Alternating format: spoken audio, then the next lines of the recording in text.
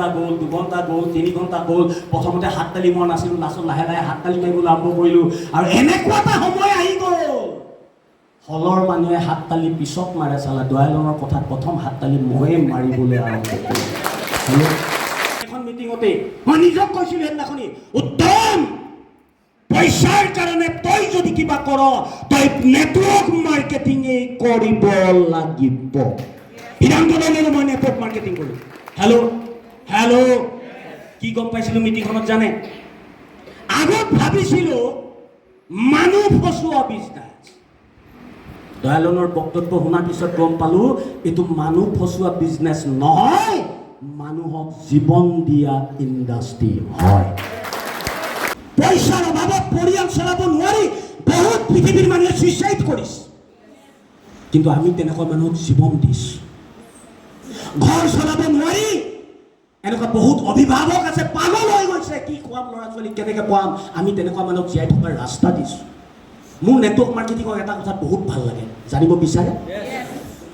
Network বিজনেছৰ এটা বৈশিষ্ট্য আছে, এটা গুণ আছে, যিটো পৃথিৱীৰ ক'তো নাই, বেলেগ কোনো ইণ্ডাষ্ট্ৰীত নাই।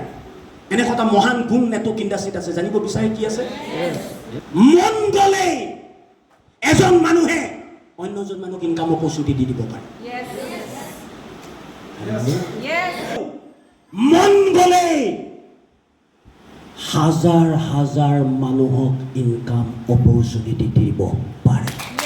আজি এমআই লাইফষ্টাইল কৰাৰ কাৰণে এইখন অসমৰ, এইখন ভাৰতবৰ্ষৰ হাজাৰ নহয় হাজাৰ হাজাৰ মানুহক আমি জীৱন দিছোঁ, জীৱিকা দিছোঁ।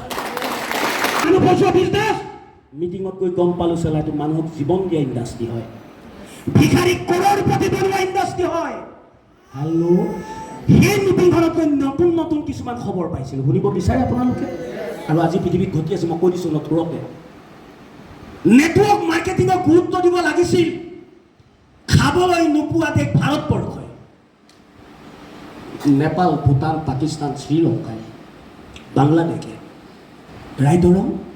আজি নেটৱৰ্ক মাৰ্কেটিঙক পিছপৰা দেশবিলাকে গুৰুত্ব দিয়া নাই, গুৰুত্ব দিছে পৃথিৱীৰ ধনী দেশ।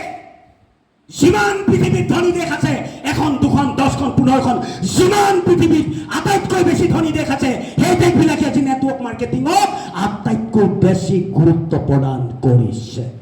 Japan, Canada, France, Russia, Australia, এই দেশবিলাকে এইটো নেটৱৰ্ক মাৰ্কেটিঙক গুৰুত্ব দিছে।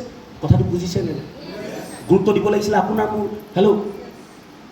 এইখন ভাৰতবৰ্ষত 1250 টকা দিয়াৰ কাৰণেই চালা মানুহ জীয়াই আছে।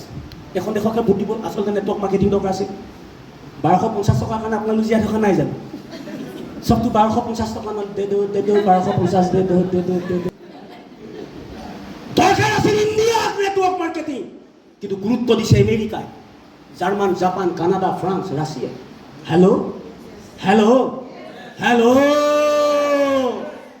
ৰাইখন দেশত নেটৱৰ্ক বিজনেছ কৰা মানুহ আটাইতকৈ বেছিকে আছে। পাকিস্তান, বাংলাদেশ, নেপাল, ভূটান, শ্ৰীলংকা, ইণ্ডিয়া, পৃথিৱীৰ আটাইতকৈ বেছি নেটৱৰ্ক বিজনেছ কৰা মানুহ আছে আমেৰিকা। আকৌ পৃথিৱীৰ আটাইতকৈ বেছি ধনী মানুহ আছে আমেৰিকা। তাৰমানে আমেৰিকাৰ ধনী ধনী মানুহবোৰে network marketing, direct selling industry, সেইটোকে মানে নেটৱৰ্ক বিজনেছ বুলি কয়, আমি ডাইৰেক্ট চেলিং বুলি কওঁ। নেটৱৰ্ক ইণ্ডাষ্ট্ৰী বা ডাইৰেক্ট চেলিং ইণ্ডাষ্ট্ৰীয়ে পৃথিৱীত যিমান মানুহ কৰোড়পতি বনাইছে, পৃথিৱীৰ বেলেগ কোনো ইণ্ডাষ্ট্ৰী ইমান বেছি মানুহ কৰোড়পতি বনাব পৰা।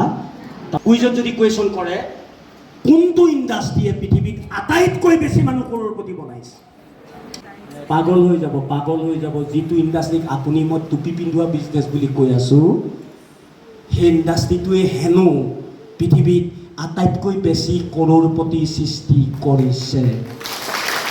কিন্তু ইয়াত এটা কুৱেশ্যন আছে, কোনটো নেটৱৰ্ক কোম্পেনীয়ে ভাৰতবৰ্ষত আটাইতকৈ বেছি মানুহ কৰোড়পতি বনাইছে? কি ভাৰতবৰ্ষত ঢেৰ নেটৱৰ্ক কোম্পানী নাই জানো?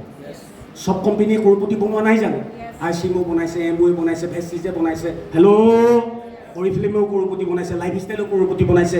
কিন্তু কোনটো কোম্পানীয়ে আটাইতকৈ বেছি মানুহ ভাৰতবৰ্ষত কৰোড়পতি বনাইছে বুলি যদি কুৱেশ্যন কৰা যায়, উত্তৰ কি আহিব? My life style marketing global private limited. ভালকে মন কৰা দিয়া।